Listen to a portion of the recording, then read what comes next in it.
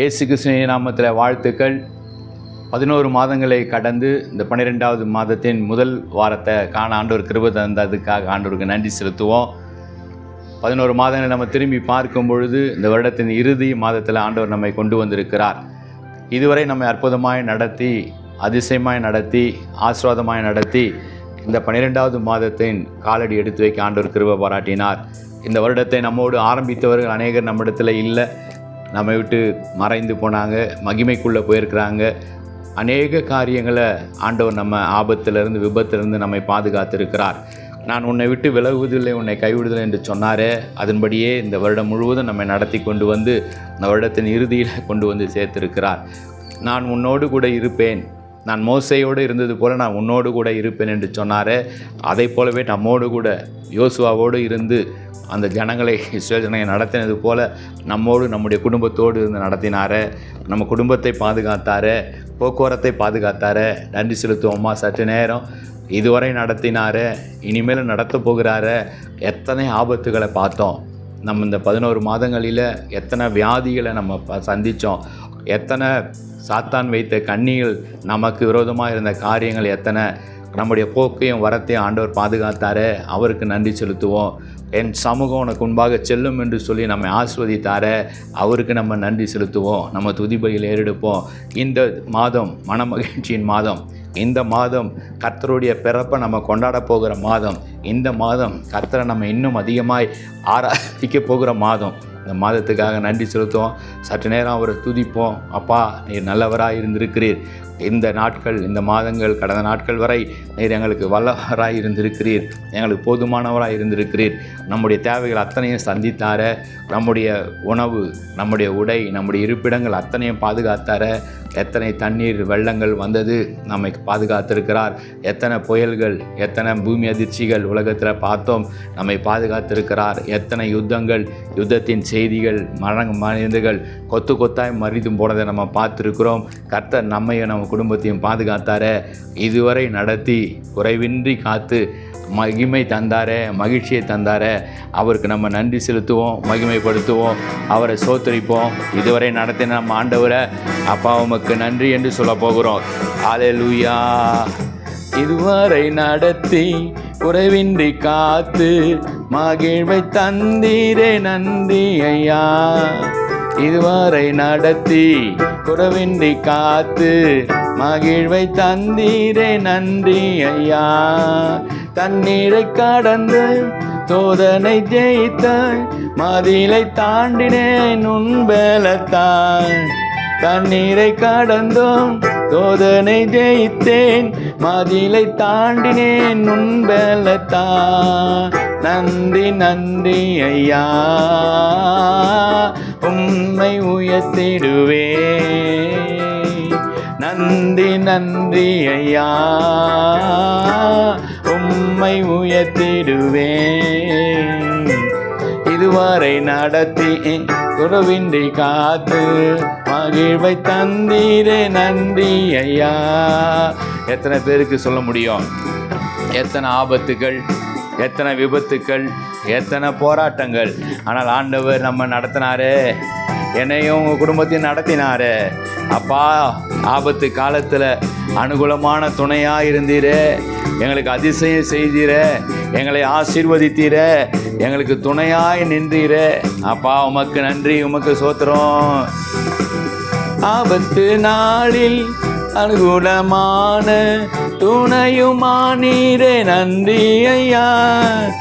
ஆபத்து நாளில் அனுகூலமான துணையுமானீரே, நன்றி ஐயா.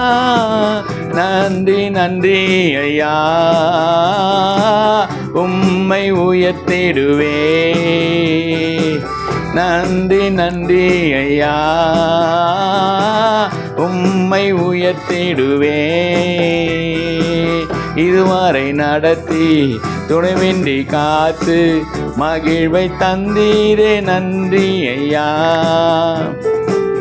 ஆண்டவருடைய கரங்களை நீட்டி, ஆண்டவருடைய வல்லமையுள்ள கரம் உங்களை என்னையும் பாதுகாத்துதே. உண்மை என்னையும் அற்புதமாக இந்த 11 மாதங்களை கண்ணின் மணி போல பாதுகாத்தார. எப்பெல்லாம் நம்ம தடுமாறுறோமோ, எப்பெல்லாம் நம்ம தவறி விழுகிறோமோ, அப்போதெல்லாம் கரத்தை நீட்டி ஆண்டவர் நம்ம தூக்கி எடுத்தாரு. என் எல்லைகளை பெரிதாக்கினாரு, நம்முடைய வருமானங்களை ஆசீர்வதித்தாரு. அந்த அற்புதமுள்ள தெய்வத்தை மனதார புகழ்ந்து மகிமைப்படுத்தி கரம் நீட்டி ஆசீர்வதித்து எல்லையை பெருக்கி நீ நன்றி ஐயா. கரம் நீட்டி ஆசீர்வதித்து எல்லையை பெருக்கி நீ நன்றி ஐயா. நன்றி நன்றி ஐயா, உம்மை உயர்த்திடுவே.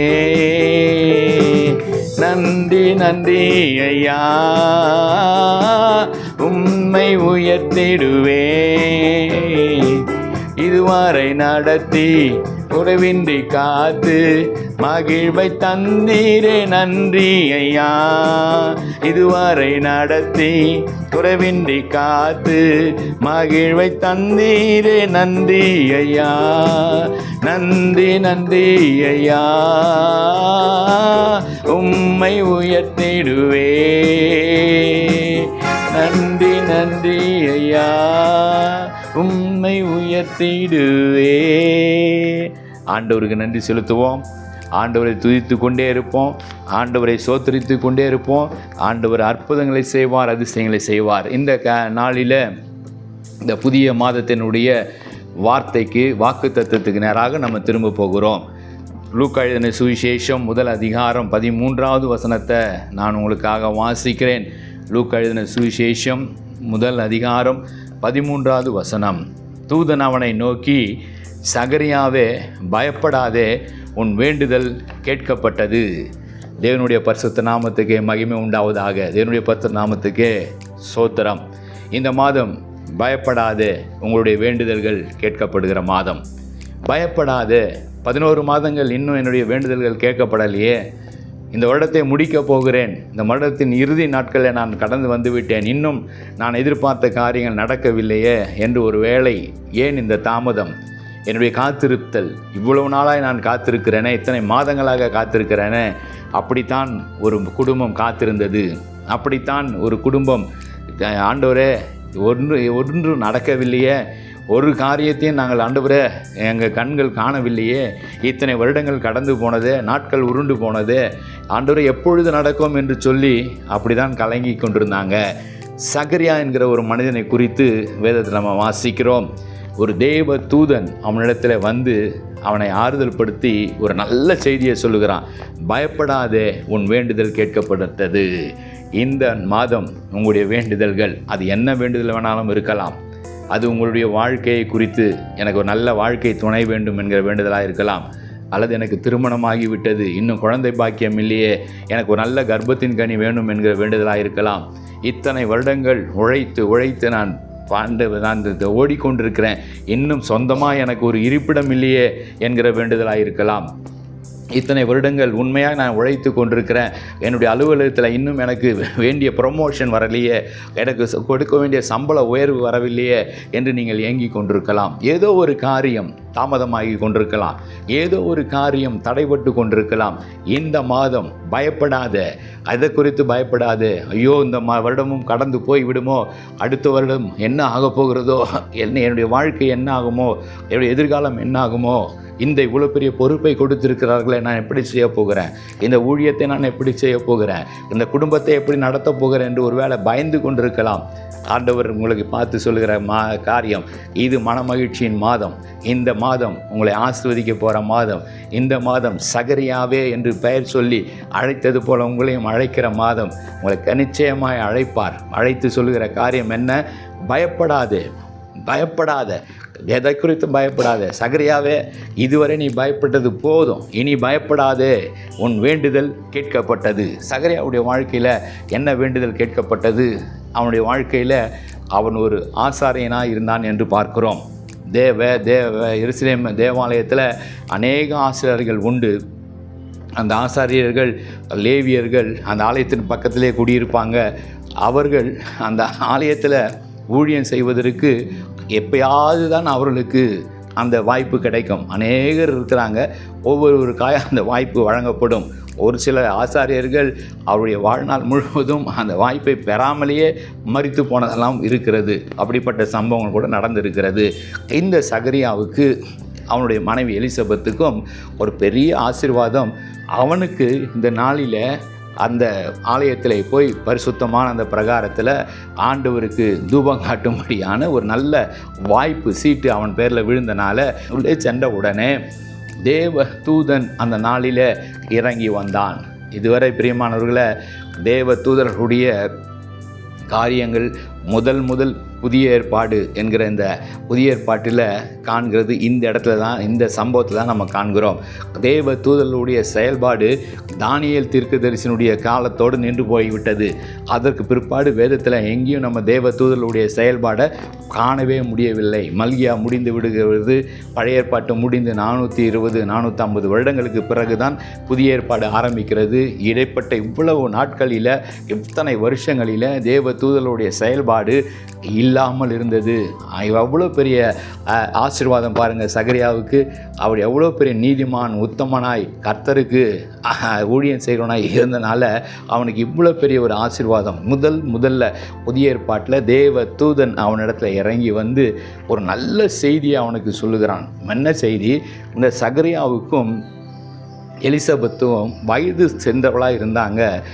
ஒரு வயது சென்றவளாக இருந்தனால அவர்களுக்கு ஒரே ஒரு குறை இருந்தது, பிள்ளை இல்லாமல் இருந்தது, குழந்தை இல்லாமல் இருந்தது.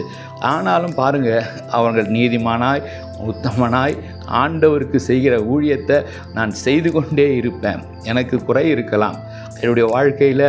ஒரு வேளை இன்றைக்கி அநேகர் பாருங்கள், ஏதாவது ஒரு குறை இருந்து விட்டால், ஏன் எனக்கு ஆண்டவர் இந்த குறையை கொடுத்தார், ஏன் எனக்கு பிள்ளை இல்லை, ஏன் எனக்கு சொந்த வீடு இல்லை, ஏன் எனக்கு நல்ல ஆரோக்கியம் இல்லை, ஏன் எனக்கு இந்த வியாதி, ஏன் எனக்கு இதை கொடுத்து விட்டார் என்று முணுமுணுக்கிறவர்களாக, புலம்புகிறவர்களாக, ஒருவேளை விசுவாசத்தை விட்டு விலகி போகிறவர்களாக, பின்மாற்றத்தில் போகிறவர்களாக கூட இருக்கிறத நம்ம பார்க்குறோம்.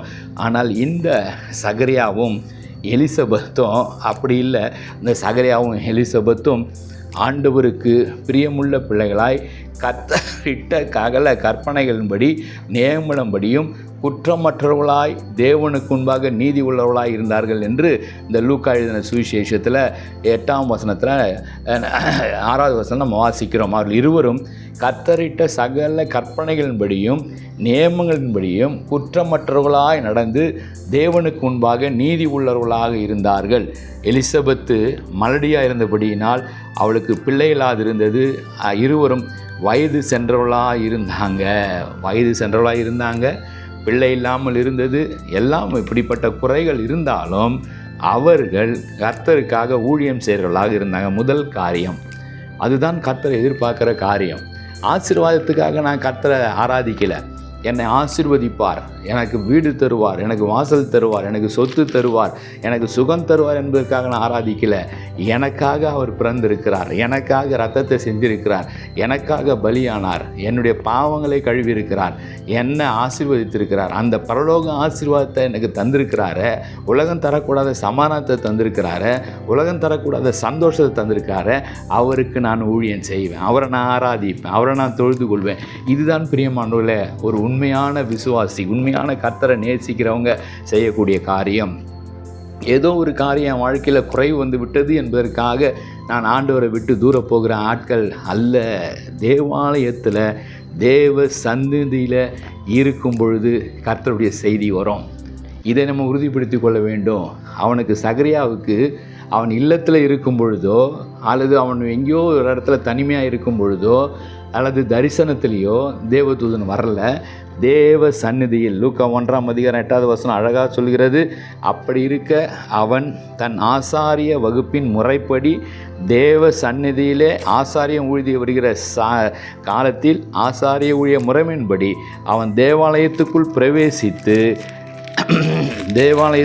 பிரவேசித்து தூபம் காட்டுகிறதுக்கு சீட்டை பெற்றான். தூபம் காட்டுகிற வேளையில் ஜனங்கள் எல்லோரும் வெளியே ஜெபம் பண்ணி கொண்டிருந்தார்கள். அப்பொழுது கர்த்தருடைய தூதன் ஒருவன் தூப பலிபீடத்தின் வலது பக்கத்தில் நின்று அவனுக்கு தரிசனமானான். இதுதான் முதல் ஆசீர்வாதம். நீங்கள் தேவ சந்நிதியில் போகும் பொழுது இந்த மாதம் உங்களுக்கு நல்ல செய்தி வரும். இந்த மாதம் நீங்கள் ஆலயத்துக்கு போகும் பொழுது இந்த நாள் ஆண்டவர் உங்களுக்கு அற்புதமான வாக்குத்தத்தத்தை கொடுப்பார். எங்கே நான் நல்ல செய்தியை பெற்றுக்கொள்ள முடியும், எங்கே ஆண்டவரை நான் சந்திக்க முடியும், ஆண்டவருடைய சத்தத்தை நான் எங்கே கேட்க முடியும், ஆண்டவர் எங்கே எப்பொழுது என்னோட பேசுவார்? தேவ சந்நிதியில், தேவாலயத்தில் ஆண்டவர் உங்களோடு கூட பேசுவார். சபை கூடி வருதில் விட்டு விடாதிருங்கள் என்று சொல்லப்பட்டிருக்கிறதே அதற்கு தான் சபை கூடிடுறது. யாரிடத்துல அந்த செய்திகள் வருகிறது? தேவனுடைய ஆசாரியர்களிடத்தில் அந்த செய்தி வருகிறது. லூக்கா 1ஆம் அதிகாரம் 11ஆம் வசனத்தில் கர்த்தருடைய தூதன் ஒருவன் வலது பக்கத்திலே அவனுக்கு தரிசனமானான். தேவனுடைய ஆசாரியர்களிடத்தில் நல்ல செய்தி வரும். இந்த நாளில் தேவ ஊழியர்கள் மூலமாய் உங்களிடத்தில் ஆண்டவர் பேசுவார். தேவனுடைய ஊழியர்கள் மூலமாய் உங்களுக்கு இந்த மாதத்தில் நல்ல நல்ல சத்தியங்கள் வரும். நீங்கள் என்ன எதிர்பார்த்து காத்து கொண்டிருக்கிறீர்களோ, ஆலயத்துக்கு போகும்பொழுது நம்ம அப்படிப்பட்ட எதிர்பார்ப்போடு நம்ம ஆலயத்துக்கு செல்லணும். எப்படி ஆலயத்துக்கு செல்லணும்? ஆண்டவரே, இன்றைக்கு என் ஊழியக்காரர்கள் மூலமாக என்னோட கூட நீங்கள் பேசணும். ஆண்டவரே, இந்த காரியத்தை நான் எதிர்பார்த்து நான் போய் கொண்டிருக்கிறேன், இந்த காரியம் எனக்கு தேவை, இந்த காரியத்தை நான் எப்படி செய்ய வேண்டும், இந்த காரியத்தை நான் என்ன தீர்மானம் எடுக்க வேண்டும், இந்த காரியத்தில் என்ன நான் முடிவு பண்ணணும், இந்த ஏதோ ஒரு காரியம் இருக்கலாம். யாருக்கு என் பிள்ளையை திருமணம் செய்யணும், இந்த வேலையை விட்டு விடலாமா, அல்லது நான் புதிய தொழில் தொடங்கலாமா, இந்த காரியம் என்ன, இந்த ஊழியத்தை நான் என்ன செய்யணும், இந்த ஊழியத்தை நான் எப்படி செய்யணும், ஏதோ ஒரு காரியம், இதை செய்யலாமா வேண்டாமா, இந்த உறவை நான் வைத்து கொள்ளலாமா, இந்த ரிலேஷன்ஷிப் என் வாழ்க்கையில் ஓகேவா, அல்லது இந்த ரிலேஷன்ஷிப்லேருந்து நான் வெளியே வந்துடணுமா, இந்த உறவு எனக்கு தேவையா, இது எனக்கு ஆசீர்வாதமாக இருக்குமா, இப்படி பல காரியங்கள் நம்மளுடைய வாழ்க்கையில் குழப்பங்களும் பல நேரங்களில் தீர்மானம் எடுக்க முடியாமல் தவிக்கிற சந்தர்ப்பங்கள் உண்டு. ஆனால் நாம் ஆண்டவரிடத்தில் ஜெபித்து, ஆண்டவரே, இன்றைக்கு நான் ஆலயத்தில் போகிறேன், என் ஊழியக்காரர் மூலமாக என்னோடு கூட பேசுங்க. தேவ சந்நிதியில் சகரியாவுக்கு ஒரு வாக்குத்தத்தம் வந்ததே, எனக்கும் வாக்குத்தத்தம் தாங்க. அந்த ஊழியக்காரன் மூலமாக அவனுக்கு ஒரு பெரிய செய்தி, இஸ்ரவேல் ஜனங்களுக்கு பெரிய செய்தி. சகரியாவிட்டு ஆண்டவர் சொல்கிற செய்தி என்ன? உனக்கு ஒரு நல்ல பிள்ளை பிறக்கும், அவன் ஒரு பெரிய தீர்க்கதரிசியாக மாறுவான், அவன் மேசியா வருவதற்கு முன்பான ஆயத்தங்களை ஊழியங்களை செய்கிற ஒரு பெரிய தீர்க்கதரிசி அவன் இருப்பான் என்கிற ஒரு நல்ல செய்தி. இதற்காக தான் எத்தனையோ ஆண்டுகள் காத்து கொண்டிருந்தான் அந்த ஜனங்க. எப்பொழுது மேசியா வருவார், எப்பொழுது வருவார், அந்த செய்தி அவனுக்குள்ளே வந்தது. வந்த உடனே பாருங்கள், அவனுடைய எப்போ வந்துச்சு? தேவனுடைய சந்நிதியில் வந்துச்சு. எந்த சமயத்தில் வந்துச்சு? தூபம் காட்டுகிற வேளையிலே. தூபம் காட்டுகிறது என்பது ஆண்டவருக்கு பிரியமான சோத்திர பலிகளை நீங்கள் நானும் இப்பொழுது ஏறெடுக்கும் பொழுது நல்ல செய்திகளை ஆண்டவர் தருவார். அதுக்கு தான் ஆண்டவர் ஆலயத்தில் போய் நம்ம சோத்தரித்து துதித்து ஆண்டவரை மகிமைப்படுத்துகிறது. சோத்திர நேரம், ஆண்டவரை துதிக்கிற நேரம், அது நம்முடைய வாழ்க்கையில் நல்ல செய்திகளை நம்ம பெற்றுக்கொள்கிற நேரம், விடுதலை பெற்றுக்கொள்கிற நேரம். தூபம் காட்டுகிற வேளையில் ஆண்டவருக்கு சோத்திர பலியிடுகிறவன் என்னை மகிமைப்படுத்துகிறான். சோத்திர பலிகளில் ஆண்டவர் பிரியமாக இருக்கிற தேவன். சோத்திர பலியை ஆண்டவருக்கு நம்ம செலுத்தும் பொழுது நிச்சயமாகவே ஆண்டவர் அந்த சோத்திர பலியில் பிரியமாய் பலி செலுத்தினா ஆண்டவருக்கு அது மிகவும் பிரியம். நோவாவுடைய வாழ்க்கையை நீங்கள் எடுத்து பார்த்தா தெரியும். பேழையிலே அவன் 100-150 நாட்கள் அடைபட்டு கிடந்து ஜலம் பேயெல்லாம் வற்றி போன பிறகு பேழையிலிருந்து வெளியே வருகிறான். நோவாவும் அவன் குடும்பத்தாரும் வெளியே வந்து உடனே முதல் செய்கிற வேலை கர்த்தருக்கு ஒரு பலிபீடத்தை உண்டாக்கி அங்கே அவன் சுத்தமான மிருகங்களை ஆண்டவருக்கு பலி செலுத்தினான். ஆண்டவர் அந்த சுகந்த வாசனையை முகர்ந்தார். அந்த பலி செலுத்தின அந்த வாசனையை ஆண்டவர் முகர்ந்து பார்த்த உடனே ஆண்டவர் நோவாவையும் அவன் பிள்ளைகளையும் மனித சந்ததியும் ஆண்டவர் ஆசீர்வதிக்கிறத நம்ம அங்கே பார்க்குறோம். மனம் குளிர்ந்து ஆண்டவர் ஆசீர்வதிக்கிறாரு. மனம் குளிர்ந்து, இனி நான் உலகத்தை நான் என்ன பண்ண மாட்டேன், இப்படிப்பட்ட ஜலத்தினால் அழிக்க மாட்டேன். இனி உங்களுக்கு சூரியன் சந்திரன் உங்கள் காலங்கள் எல்லாம் பகல் இரவு உஷ்ணம் குளிர் எல்லாம் சரியாக இருக்கும். வானத்தில் இதுக்காக ஒரு சாட்சியாக ஒரு வானவில்லை வைக்கிறேன், மனிதனை நான் அழிக்க போகிறதில்லை, இனி மனிதன் மேலே இப்படிப்பட்ட காரியத்தை நான் செய்ய மாட்டேன் என்று மனம் குளிர்ந்து ஆண்டவர் ஆசீர்வதிக்கிறார் என்ற காரியத்தை நம்ம பார்க்குறோம். ஆண்டவருக்கு பலி செலுத்தும் பொழுது, தூபம் காட்டும் பொழுது நல்ல செய்தி. ஆண்டவருடைய சன்னிதானத்துக்குள்ளே போகும்போது நல்ல செய்தி. ஆண்டவருடைய ஊழியக்காரர்கள் வார்த்தைகளை நம்ம கவனித்து ஆண்டவருடைய ஊழியக்காரர்கள் மூலமாக என்னோடு பேசுங்க ஆண்டவர் என்று சொல்லி நம்ம போகும்பொழுது நல்ல செய்திகளை, நல்ல சத்தியத்தை ஆண்டவர் நமக்கு தருகிறத நம்ம பார்க்குறோம். அவர்கள் அந்த காரியத்தை எப்படி பெற்றுக்கொண்டாங்க, ஆண்டவரிடத்துலேருந்து எப்படி பெற்றுக்கொள்கிறாங்க? ஆண்டவரே, இத்தனை வருடங்களாக நாங்கள் வேண்டிக் கொண்டிருக்கிறோம். 2 வேண்டுதல்கள். தன்னுடைய பர்சனல் வேண்டுதல், எனக்கு பிள்ளை வேணும். ரெண்டாவது என்ன வேண்டியிருப்பான்? ஆசாரியர்கள், யூத ஜனங்கள் எல்லாருக்கும் மேசியா சீக்கிரம் எங்களுக்கு வரணும், எங்கள் ரட்சகர் வரணும். ரெண்டுத்துக்கும் உண்டான அந்த சத்தியத்தை, அந்த செய்தியை தேவதூதன் கொண்டு வருகிறான். நீ இத்தனை நாட்களாய் வேண்டிக் கொண்டிருக்க அந்த வேண்டுதலும் கேட்கப்பட்டது. நீங்கள் இந்த தேசமும் யூத ஜனங்களும் மேசியாவுக்காக காத்திருக்கிறீர்களே, அந்த மேசியா வரப்போகிறார். உனக்கு பிறக்க போகிற அந்த பிள்ளை பேர் யோவான். அவன்தான் யோவான் ஸ்நானகன். அவன்தான் கர்த்தருக்கு வழியை ஆயத்தப்படுத்துவான். ஊழியத்துக்கு அவர் வருவதற்கு அவன் முன்பாக வந்து காரியங்களை எல்லாவற்றையும் அவன் நேர்த்தியாய் பள்ளங்களில் எல்லாத்தையும் சரி செய்வான். அந்த ஊழியத்தை அவன் செய்வான். இப்படிப்பட்ட ஒரு அற்புதமான செய்தியை அன்றைக்கு பெற்றுக்கொண்டான். எங்கே பெற்றுக்கொள்ள முடிகிறது? என்ன காரியம்? வேண்டுதல் கேட்கப்படுகிறது. ஏன் வேண்டுதல் கேட்கப்படுகிறது? முதல் காரியம், அவர்கள் குறைகளை பார்த்து புலம்பிக் கொண்டிருக்காமல் அவர்கள் கர்த்தருக்கு முன்பாக கற்பனைகளை நியமனை கை கொண்டு குற்றமற்றவர்களாக தேவனுக்கு முன்பாக நீதி உள்ளவர்களாக இருந்தாங்க. குற்றமற்றவர்களாக இருந்தாங்க, நீதி உள்ளவர்களாக இருந்தாங்க, ஆண்டவருக்கு ஊழியம் செய்கிறவர்களாக இருந்தாங்க. இந்த 3 காரியத்தையும் நம்ம மனதில் வைத்து கொண்டு இந்த மாதம், புதிய மாதத்துக்குள்ளே வந்திருக்கிற ஆண்டவரை. ஆனால் சூழ்நிலை வயது சென்று போய்விட்டது. இனி எனக்கு பிள்ளை பிறக்கிறதுக்கு என்னுடைய சரீரத்தில் பலம் கிடையாது. பிள்ளை பிறப்பதற்கு, கர்ப்பத்தை சுமக்கிறதுக்கு என்னுடைய மனைவிக்கு பலன் இல்லை. ஆனால் தேவன் சொல்கிறாரு, நான் உங்களை பலப்படுத்துவேன். சகரியாவே பயப்படாத, எலிசபெத்துக்கு நீ போய் சொல்லு, உங்களுக்கு ஒரு அற்புதமான குழந்தை பிறக்கும், நான் உங்களுக்கு அந்த அற்புதத்தை செய்வேன். சூழ்நிலைகளை பார்க்காதீர்கள். இந்த மாதம் அந்த அற்புதம் நடக்கும். எப்படி இந்த வீட்டை கட்டுவேன், எப்படி இந்த காரியம் நடக்கும், கவலையப்படாதீங்க. கர்த்தரால் ஆகாத காரியம் ஒன்றும் இல்லை. கர்த்தரால் செய்யக்கூடாத காரியம் என்று ஒன்றுமே இல்லை. அற்புதங்களை செய்கிற கர்த்தர் நம்மோடு கூட இருக்கிறார். அதிசயங்களை செய்கிற கர்த்தர் நம்மோடு இருக்கிறார். ஒருவேளை இந்த கிறிஸ்மஸ் நாட்கள்னாவே இந்த உலகத்துக்குள்ளே பெரிய பயம். கிறிஸ்மஸ்னா இந்த நாட்கள், இந்த டிசம்பர் மாதம் வந்து விட்டாலே உலகம், ஐயோ மழை வரப்போகுது, வெள்ளம் வரப்போகுது. இந்த கிறிஸ்மஸ் வந்தால் சுனாமி வந்துச்சு ஒரு தடவை. இந்த கிறிஸ்மஸ் வந்தால் பூமி அதிர்ச்சி வந்துச்சு. இந்த கிறிஸ்மஸ் நேரத்தில் தான் வெள்ளம் வந்து அநேகர் மாறிக்கொண்டு போயிடுச்சு. இந்த கிறிஸ்மஸ் நேரங்கள் ஒர்ஸ்ட்டு கிறிஸ்மஸ் எனக்கு என்று சொல்லக்கூடிய காரியங்களை நம்ம கேட்குறோம். ஆனால் ஆண்டவர் இந்த கிறிஸ்மஸை பெஸ்ட்டு கிறிஸ்மஸாக உங்களுக்கு மாற்றுவார்.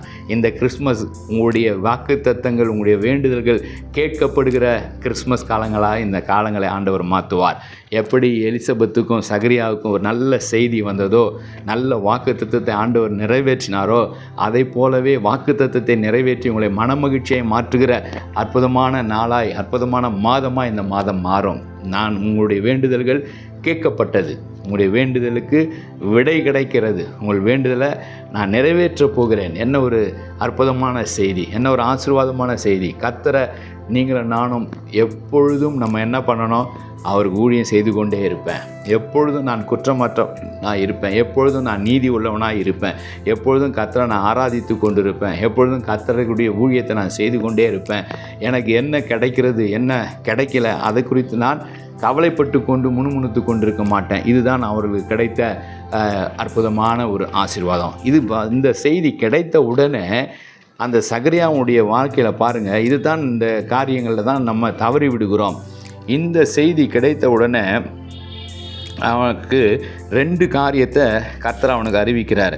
கர்த்தருக்கு இந்த இப்படிப்பட்ட ஒரு காரியம் நடக்கப் போகிறது, உனக்கு ஒரு பிள்ளை பிறப்பான், அவன் கர்த்தருக்கு முன்பாக பெரியவனாக இருப்பான், இஸ்ரவேல் சந்ததி அநேகரை கர்த்தரிடத்துக்கு திருப்புவான்.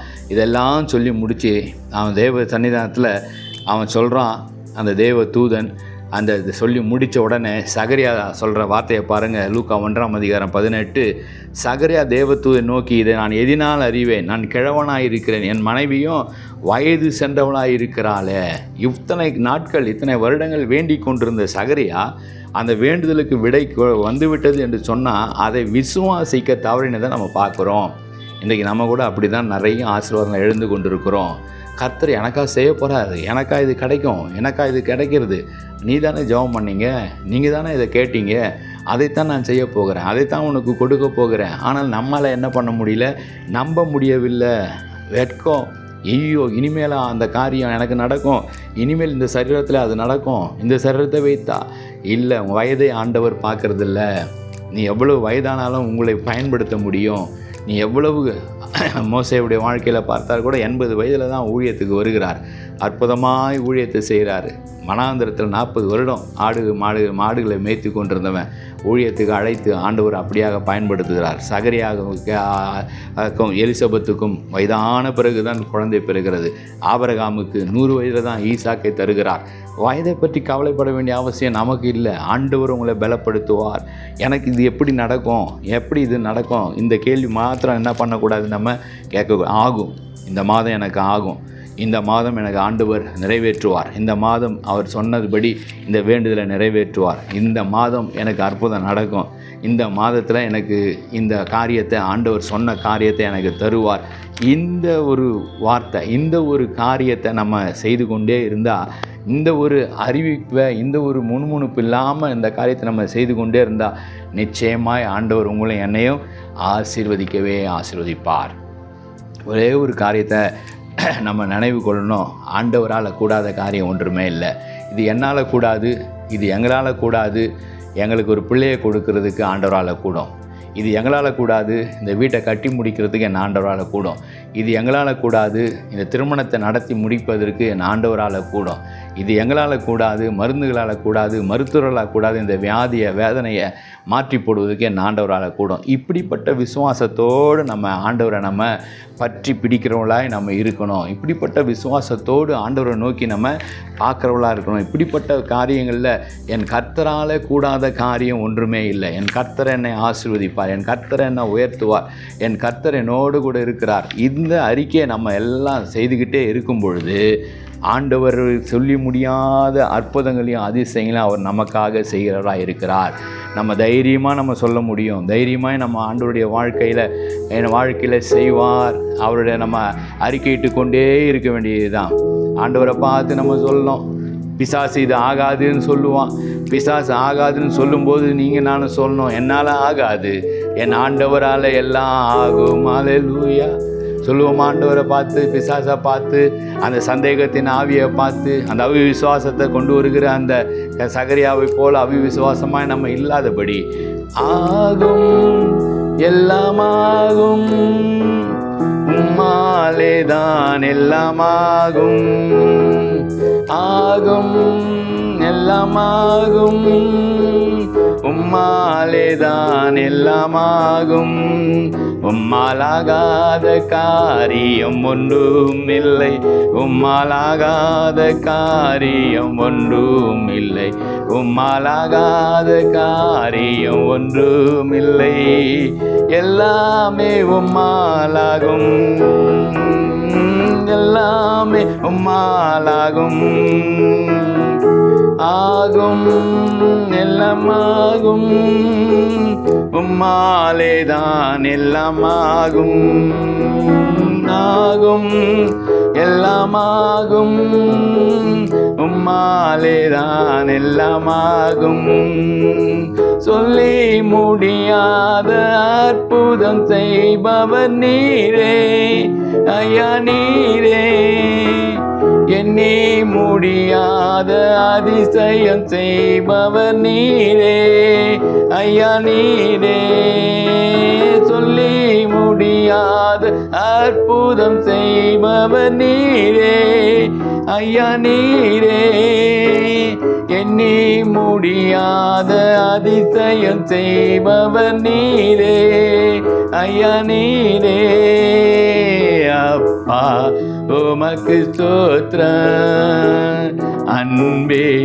உமக்கு ஸ்தோத்திரம், உம்மாலாகாத காரியம் ஒன்றுமில்லை, உம்மாலாகாத காரியம் ஒன்றுமில்லை, உம்மாலாகாத காரியம் ஒன்றுமில்லை, எல்லாமே உம்மாலாகும், எல்லாமே உம்மாலாகும்,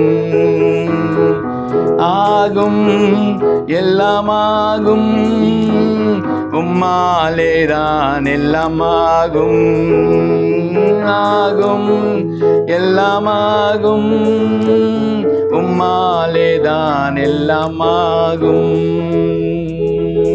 ஆண்டவரை நோக்கி இப்போ நம்ம ஜெபிக்க போகிறோம். ஆண்டவர்கிட்ட இப்போ நம்ம எல்லாம் அப்படியே ஒப்பு கொடுக்க போகிறோம். ஆண்டவரே, இதுவரை ஆகாத காரியத்தை இந்த மாதத்தில் எனக்கு ஆகும், உன் வேண்டுதல் கேட்கப்பட்டது என்று சகரியா எலிசபெத்தை பார்த்து சொன்ன அதே வாக்குத்தத்தம். கர்த்தரிடத்துல மனமகிழ்ச்சியாயிரு, உன் இருதயத்தின் வேண்டுதல்களை அவர் அருள் செய்வார். சங்கீதத்தில் அழகாக எழுதப்பட்டிருக்கிறது. கர்த்தரிடத்துல மனமகிழ்ச்சியாயிரு, உன் வேண்டுதலை அவர் அருள் செய்வார். கர்த்தர் உனக்கு சொன்னதை அவர் செய்வாராம். அதுக்கு நம்ம என்ன செய்யணுமா? சங்கீதம் 37:4 இப்படியாக எழுதப்பட்டிருக்குது. கர்த்தரிடத்துல மனமகிழ்ச்சியாயிரு, குறைகளை பார்த்து புலம்பிக் கொண்டிருக்காத, இல்லாத காரியத்தை எண்ணி முணுமுணுத்து கொண்டிருக்காத. ஐயோ, ஏன் எனக்கு இந்த காரியம் இப்படியாக போய்விட்டது, ஏன் எனக்கு தாமதம், ஏன் இன்னும் எனக்கு ஆண்டவருடைய சத்தம் கேட்கலையே, ஆண்டவர் எப்போது எனக்கு இந்த ஆசீர்வாதத்தை தருவார், ஆண்டவர் எப்போது எனக்கு இந்த காரியத்தை தருவார் என்று புலம்பிக் கொண்டு அழுது கொண்டிருக்காதே. சங்கீதக்காரன் அழகாக சொல்லுகிறான், கர்த்தரிடத்துல மனமகிழ்ச்சியாயிரு, அவன் உன் இருதயத்தின் வேண்டுதலை உனக்கு அருள் செய்வார். அவர் தருவார். அவருடைய காலத்தில், அவருடைய நேரத்தில், அவருடைய முறையில், அவருடைய சித்தத்தின்படி. சகரியாவுக்கு எப்பொழுது பிள்ளை பாக்கியத்தை தரணும் அவருக்கு தெரியும். ஆபிரகாமுக்கு எப்பொழுது பிள்ளையை தரணும், ஈசாக்கை தரணும் அவருக்கு தெரியும். எப்பொழுது யோவானை கொடுக்க வேண்டும் அவருக்கு தெரியும். அவருடைய நேரத்தில் கொடுப்பார். நீங்கள் நானும் செய்ய வேண்டியது குற்றமற்றவர்களாய், ஆண்டவருக்கு முன்பாக நீதி உள்ளவர்களாய், ஆண்டவருக்கு ஊழியம் செய்கிறவர்களாய் இருக்கணும், ஆண்டவருடைய சன்னிதானத்துக்கு ஓடுகிறவர்களாய் இருக்கணும், ஆண்டவரை துதிக்கிறவர்கள் தூபங்காட்டுறவர்களாய் இருக்கணும், ஆண்டவருடைய வார்த்தைகளை விசுவாசிக்கிறவர்களாய் இருக்கணும். ஜெபித்தால் மாத்திரம் போதாது, சகரியாவை போல ஜெபிக்கிறவர்களாய் இருந்தால் போதாது, விசுவாசிக்கணும். ஆண்டவர் எனக்கு தருவார் என்று சொன்னால் தருவார். இந்த வயதிலா தர முடியும், இந்த நேரத்தில் தர முடியும், இப்போதான் என்னை பயன்படுத்த முடியும். ஆண்டவரால் எல்லாம் கூடும். எல்லாம் உங்களுக்கு குறித்த நேரத்தில் அவர் நிறைவேற்றுவார், அவர் தருவார், அவரே எல்லாவற்றையும் தருவார். ஆகவே அவருடைய நாமத்தை பற்றி பிடித்து கொள்ளுவோம். இந்த மாதம் நமக்கு மனமகிழ்ச்சியின் மாதம். உங்கள் கவலைகள் எல்லாம், இதுவரை இருந்த கவலைகள், இதுவரை இருந்த பாரங்களை ஆண்டவர் நீக்கி போட்டு உங்கள் குறித்த காரியங்களை ஆண்டவர் தருவதற்கான காலமாகி நாட்களாக இந்த மாதத்தை ஆண்டவர் மாற்றுவார். 11 மாதம் நடக்கலை, இந்த மாதம் நடக்கும். இதுவரை நடக்கலை, இத்தனை வருடம் நடக்கும். சகரியாவே இந்த மாதம் அது நடக்கும். இந்த மாதம் அந்த உனக்கு பிள்ளை பிறக்கும், இந்த மாதம் உனக்கு வீடு கட்டப்படும், இந்த மாதம் திருமணம் நடக்கும், இந்த மாதம் கர்ப்பத்தின் கனியால் ஆசீர்வதிப்பேன், இந்த மாதம் ஆரோக்கியத்தை நான் வர செய்வேன். ஆண்டவர்கிட்ட அப்படியே ஒப்பு கொடுத்து விசுவாசத்தோடு, எனக்கு குறித்ததை நிறைவேற்ற முடிப்பவர் நீங்கள் ஆண்டவரை, எனக்காக எல்லாம் ஆவற்றையும் செய்து முடிப்பவர் நீர் என்று நான் விசுவாசிக்கிறேன் ஆண்டவரை சொல்லுவோம். ஆண்டவரை பார்த்து, ஆண்டவரே என்னை ஆசீர்வதிங்க ஆண்டவர் என்று தாழ்த்துவோம். இந்த மாதம் என்னுடைய வாழ்க்கையில் எல்லா குறைகளை நிறைவாய் மாற்றுங்க ஆண்டவர் என்று ஒப்பு கொடுப்போம். நிச்சயமாய் அப்படியே செய்வார். கண்களை மூடி ஆண்டவரை நோக்கி பார்த்து ஜெபிப்போம். அன்பின் பரலோக பிதாவே, கர்த்தரிடத்தில் மனமகிழ்ச்சியாயிரு, அவர் உன் வேண்டுதலை உனக்கு அருள் செய்வார். பயப்படாதே சகரியாவே, உன் வேண்டுதல்கள் கேட்கப்பட்டது, உன்னுடைய விண்ணப்பங்களுக்கு பதில் வந்துவிட்டது. தேவ தூதர்கள் உங்களுக்காக ஓடி வருவாங்க. இவ்வளவு வருடங்கள் தேவ தூதருடைய செயல்பாடை நிறுத்தி வைத்திருந்தேன் சகரியா, உனக்காக தேவ தூதரை நான் அனுப்புகிறேன். இத்தனை நாட்கள் நான் நிறுத்தி வைத்திருந்தேன், உனக்காக தேவ சந்நிதியில் வந்து உனக்கு நல்ல செய்தி கிடைக்கும். தேவனுடைய சந்நிதியில் நீ என்னை துதிக்கிறவனாயிரு, என்னை மகிமைப்படுத்துவனாயிரு, உனக்காக நான் ஆசீர்வாதத்தை தருவேன். அதே ஆண்டவர் இன்றைக்கும் இருக்கிறார், அதே ஆண்டவர் இன்றைக்கும் ஜீவித்து கொண்டிருக்கிறார். உங்களை விண்ணப்பங்களுக்கு பதில் தருகிறார், விண்ணப்பத்தை கேட்கிறவர், ஜெபத்தை கேட்கிறவர், உங்கள் சத்தத்தை கேட்கிறவர். இந்த மாதம் உங்களுடைய தேவைகளை சந்திப்பார். இந்த மாதம் முழுவதும் உங்கள் போக்குவரத்து ஆஸ்வதிக்கப்படும். இந்த மாதம் உங்கள் பிள்ளைகளுக்கு உயர்வு கிடைக்கும். இந்த மாதம் உங்களுடைய அலுவலகத்தில் உயர்வு, இந்த மாதம் உங்களுடைய ஊழியத்தில் உயர்வு, எல்லைகளை விருதாக்குவார். இந்த 2024ஆம் ஆண்டு முடிகிறதுக்குள்ள ஒரு அற்புதத்தை ஆண்டவர் உங்கள் வாழ்க்கையில் தருவார். நீங்கள் விசுவாசிக்க வேண்டியது, எதிர்காலத்தை குறித்து பயப்பட வேணாம், மனிதர்களை குறித்து பயப்பட வேண்டாம், சூழ்நிலை குறித்து பயப்பட வேணாம். பயப்படாத, உன் வேண்டுதல் கேட்கப்பட்டது. நன்றி ஆண்டவரே, இந்த வார்த்தைகளுக்காக நன்றி செலுத்துகிறோம். இந்த வார்த்தையின்படி இந்த வார்த்தைகளை கேட்ட ஒவ்வொருவரையும் நீங்கள் ஆசீர்வதிக்க போகிறீங்க. இந்த மாதத்தின் வருமானங்களை ஆசீர்வதிங்க. இந்த மாதத்தில் பிள்ளைகள் போக்குவரத்தை ஆசீர்வதிங்க. இந்த மாதத்தின் தேவைகள் எல்லாவற்றையும் சந்திங்க ஆண்டவரே. இந்த மாதத்தில் ஆண்டவரே, ஏழை எளியவர்களுக்கு நாங்கள் கொடுக்க போகிறோம். இந்த மாதம் ஆண்டவரே, உம்முடைய அன்பை நாங்கள் மற்றவர்களுக்கு பகிர்ந்து இயேசு பிறந்தார் என்று அறிவிக்க போகிறோம். எங்கள் கரத்தை ஆசீர்வதிங்க, எங்கள் கரத்தை கொடுக்கிற கரங்களாய் மாற்றுங்க. ஊழியக்காரர்களுக்கு கொடுக்க போகிறோம், ஊழியங்களுக்கு கொடுக்க போகிறோம். எங்கள் வருமானங்களை பெருக்குங்க ஆண்டவரே. வருகிற வருமானங்கள் பெருகி ஆயிரமாய் நாங்கள் மற்றவர்களுக்கு செய்ய, மற்றவர்களுக்கு உதவ எங்களுக்கு இருப்பதாங்க. எளியவர்கள், திக்கற்றவர்கள், விதவைகள் நினைக்கிறோம் ஆண்டவரை. ஆசீர்வதிங்க, பலப்படுத்துங்க, கிருபைக்குள்ள மூடிக்கொள்ளுங்க. இயேசு கிறிஸ்துவின் நாமத்தில் ஜெபங்க நல்ல பிதாவே, ஆமேன். God bless you.